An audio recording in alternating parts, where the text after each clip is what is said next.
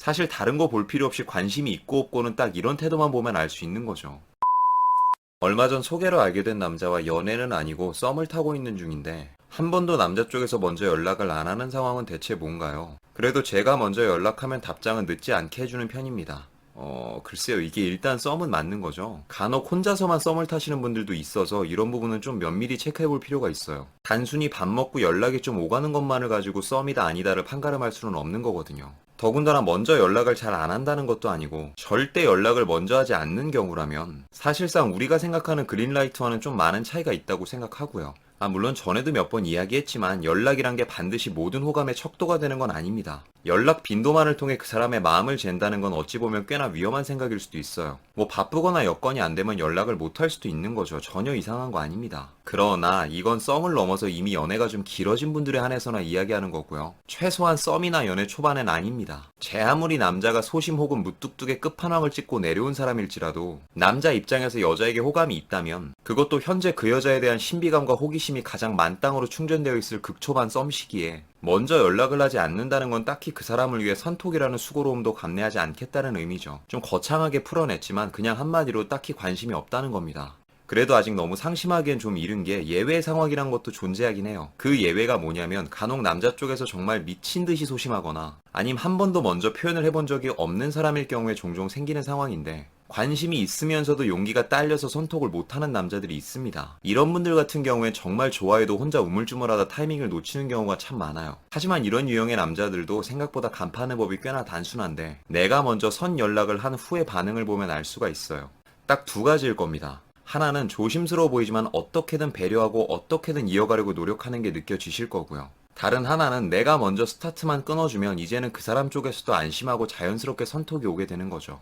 관심이 있으면서도 연락을 못하는 이유는 쉬는 남자 여자 다 똑같거든요. 그저 까이는 게 두려운 겁니다. 그렇게 가끔은 선 연락이라는 것이 상대방에게 암묵적으로나마 널 다치지 않게 할 테니까 안심해 하는 안정감을 제공하기도 하는 거거든요. 그런데 만에 하나 내가 먼저 용기를 내 선 연락을 했음에도 불구하고 상대의 반응이 그저 흐지부지 친절하게 답장만 해주고 있는 상황이라면 거의 가능성은 희박하다고 보시면 됩니다.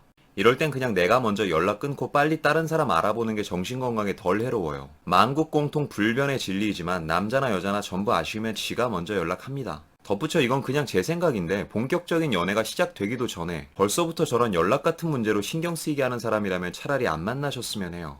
다른 건 몰라도 초반에 연락 패턴으로 마찰이 벌어진다는 건 나중이 되면 내가 이해해야 하는 것들도 점점 더 많아질 가능성이 크거든요. 누구라도 한 방에 좋은 사람을 만나 행복해질 수는 없겠지만 적어도 헷갈리게 하는 사람은 안 만나야 속 썩을 일이 줄어드는 겁니다. 아울러 이 연락이란 것이 왜 남자에게 그토록 강력한 호감 신호가 되는지에 대해 좀 더 구체적인 설명을 드리자면 이런 겁니다. 왜 여러분들 중에서도 혹시 이런 경험을 하신 분이 있으신지 모르겠는데 자, 여기 두 남녀가 소개팅 혹은 선을 봤다고 칩시다. 분명 여자가 느끼기에 그날의 분위기는 좋았고 대화도 잘 통했고 나에 대한 그 사람의 리액션도 나쁘지 않았다고 하네요. 그런데 그러고 집으로 돌아온 다음 날부터는 그와의 연락이 뚝 끊겨버린 겁니다. 아니 만나볼 생각이 없었으면 그날 잘해주지나 말던가 왜 이런 상황이 생기게 되는 걸까요? 이건 연령대에 따라 조금씩 차이가 나는데 보통 이런 경우엔 남자가 한 20대에서 30대 초반까지에 자주 발생하는 일입니다. 왜 남자들이 좀 그런 심리가 있어요. 오늘 만난 이 사람이 그다지 내 마음엔 들지 않아도 그럼에도 지금 내 눈앞에 있는 이 여자에게 오늘 하루 내가 좀 더 멋있어 보이고 매너 있어 보이고 인정받았으면 좋겠다 하는 마음. 그래서 보통 그 또래의 소개팅이라고 하면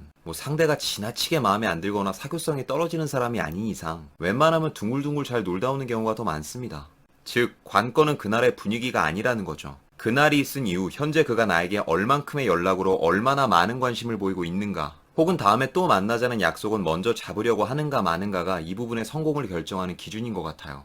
물론 그 위로 30대 후반이나 40대 이상에 계신 분들은 아무래도 누군가를 만난다는 것 자체가 미래를 함께할 사람을 찾으러 나온 경우가 대다수이기 때문에 막 크게 호감을 느끼지 않는 이상은 시간 낭비하지 않죠. 되게 칼같이 선을 긋는 경우가 많아요.